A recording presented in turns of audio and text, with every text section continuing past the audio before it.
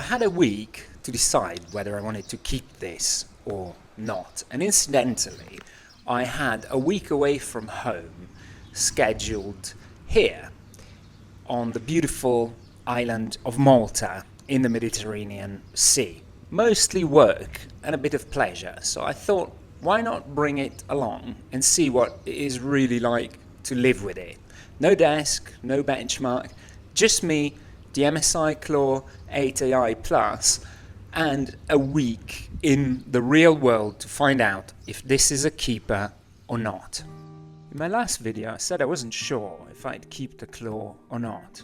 It does have super powerful specs like the Core Ultra 7 chip, 8-inch 120Hz screen, the battery which is 80 watt-hour and is massive, and on paper it's basically a beast.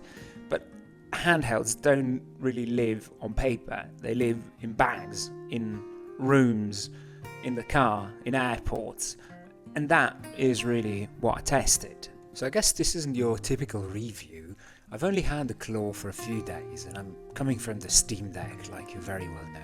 So this is more like a real world onboarding experience, and how it's been so far.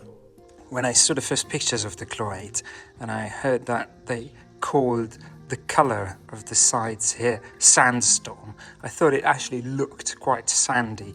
But now having it in my hands, it's more of a stone grey than an actual sand colour. In fact, I'm here surrounded by limestone, which is a very sandy kind of stone. And if you put the two together, at least in the naked eye, you see that this one has a lot more grey in the colour than the actual sandy colour here. But I really like the colour, it looks really good. And one other YouTuber reviewed it and they said it has a tank kind of colour, and I definitely subscribe to that because it does have that slight military kind of colour. I like it a lot. I love the new white version that came out, the 2TB version, but I think this, not being fully white, is a little bit more forgiving when it comes to fingerprints for sure. While we enjoy this beautiful view, let's talk about portability for a second. I'm carrying around the MSI Claw 8 inside this bag, and I got this case from Amazon for it, for the lack of any other cases, because the proprietary case wasn't available. So I had to get this one, and it's got some good sides and some lesser good sides to it. And here it is, the claws in there. It's not the most easy and the slimmest machine to bring with you, and well, that's obviously due to the size of the Claw 8. But if you're going on a trip and you have some space with you and maybe you have a different case, it's not the worst machine to bring with you. The case here, as I said, I mean, it's good because it's very strong, it's very sturdy, and it has a lot of space. I mean, up here, in all fairness, you can put a lot of things, and you can stand the machine up inside this case and play it like that. But it takes, it's basically double the size of the machine, so it takes a lot of space to bring this one. But it's okay for this trip. But I hope I'm going to manage to find, if I keep the Claw, I hope I'm going to manage to find something a little bit slimmer. And I actually have to say that I miss my Steam Deck OLED's slim case.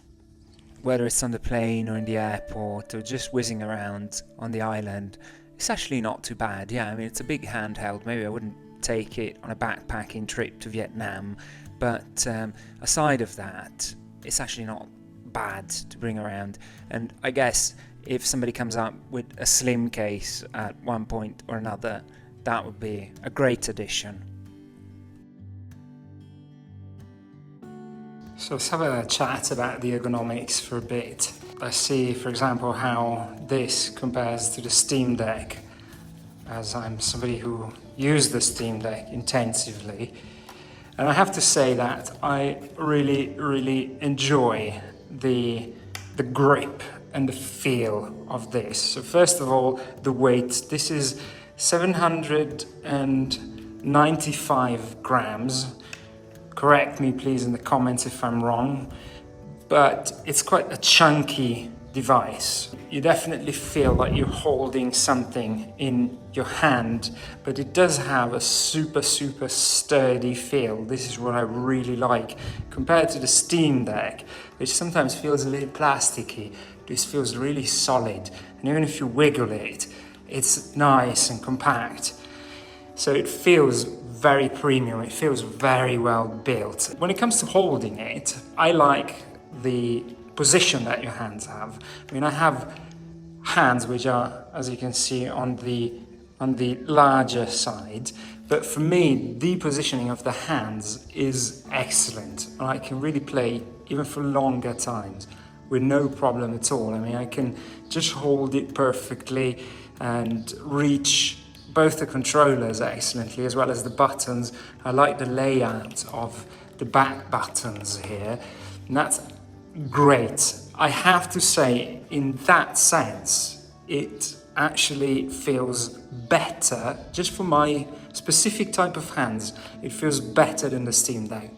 What I miss a little bit is the fact that the Steam Deck does have deeper grips here, so the actual holding feels better on the Steam Deck, but I guess that's personal preference, and I've seen that there are some extra grips that can be added here to give it a little bit more depth, but that's the only thing. Other than that, when it comes to the buttons, what I really like is the feel. The joypads, they feel a little bit different than the Steam Deck. The Steam Deck has a little bit more resistance. These ones don't have the same kind of resistance the Steam Deck has, but that's not a big issue. And the D-pad, everybody's a little bit 50-50 about the D-pad. I don't use it generally a lot. I don't play a lot of games with the use of the D-pad, but it feels very comfortable. I think when it comes to the Hadouken test, that should work pretty well.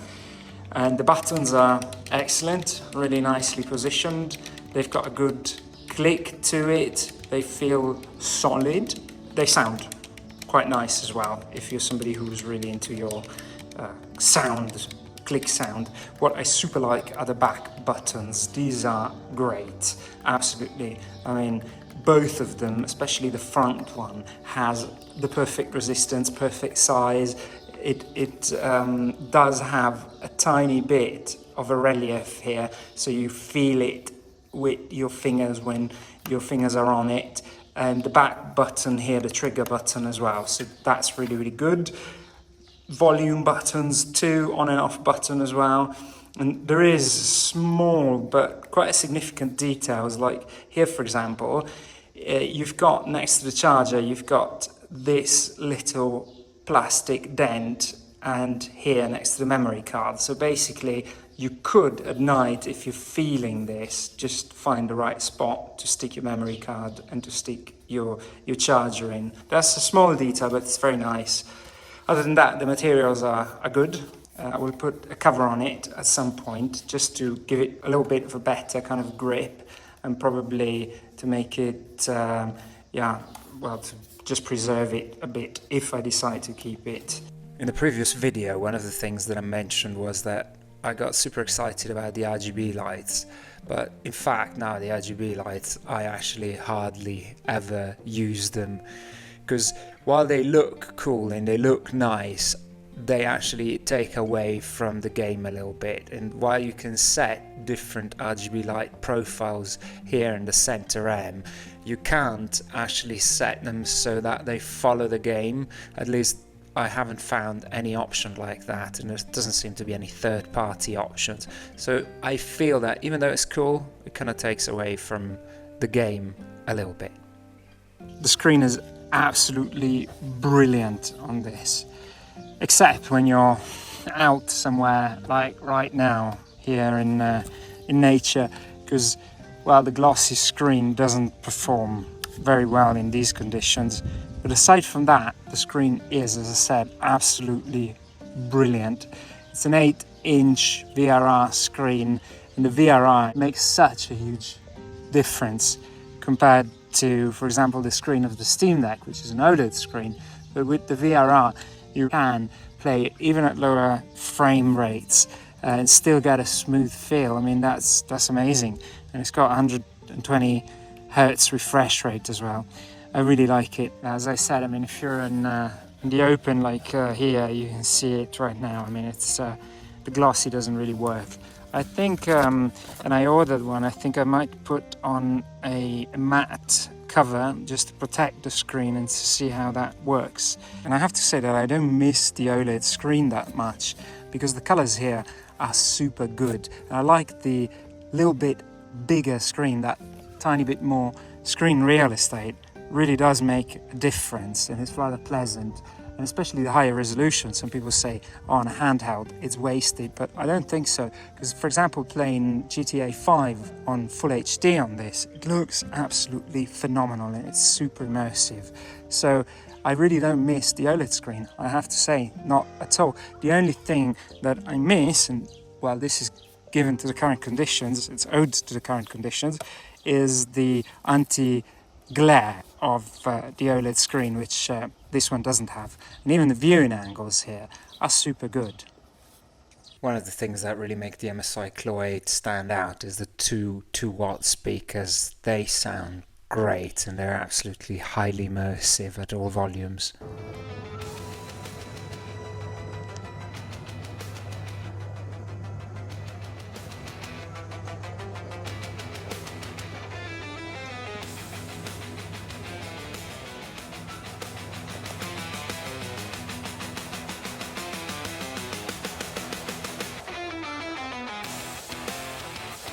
But let's talk setup for a minute, because honestly, for me it was really surprisingly smooth. Windows 11 was pre-installed, and after I updated everything, including drivers and the MSI Center M, it just worked. And of course, it does take a bit of time, but it's nothing painful. And actually there's some really good videos, and I'll put a few down below, that will help you in the setup and the tweaking. Now look, I know that everybody loves to trash Windows 11 on handhelds, but using it is way easier than people make it sound. And it's not as simple as SteamOS, but it is totally manageable.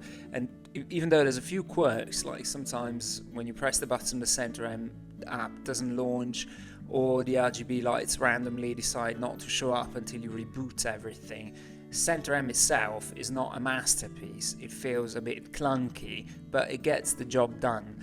It controls your performance, the fan curves, the RGB, and once it's all set, you mostly forget about it. So it's all good. Coming from the Steam Deck, where you're pretty much locked into Steam without jumping through hoops, this has been a breath of fresh air, because everything just works. Steam, Epic, GOG, and especially the Xbox Game Pass. And the Game Pass has been a total game changer for me. I've got a subscription and suddenly I'm playing whatever I want, way cheaper than buying everything on Steam, and it's actually packed with the newer stuff like Expedition 33, Doom the Dark Ages, and so on and so forth. I can even play COD, and I honestly, it makes the whole experience feel a lot more open. The machine has got 1 terabyte, and I slapped on an extra 500 GB SSD, and I have room for most of my Steam games and everything else. So that kind of flexibility, it is really nice. Now let's talk performance, because besides the bigger screen, that's the reason I got the Claw 8, and we're talking 32 gigs of RAM and an Intel Core Ultra 7, and compared to my Steam Deck, that's basically twice as fast. There's a ton of benchmarks out there if you're into that, so I won't bore you, but let's keep things simple and take GTA 5, which isn't cutting edge, I know, but you can run it at 1200p high settings, ray tracing on, and it holds around 40 FPS. Thanks to the VRR screen, it feels really smooth, and there hasn't been a game so far that I put on where I haven't been able to tweak and go as high settings or more depending on the game and really enjoy it. And that kind of performance on a handheld is really wild.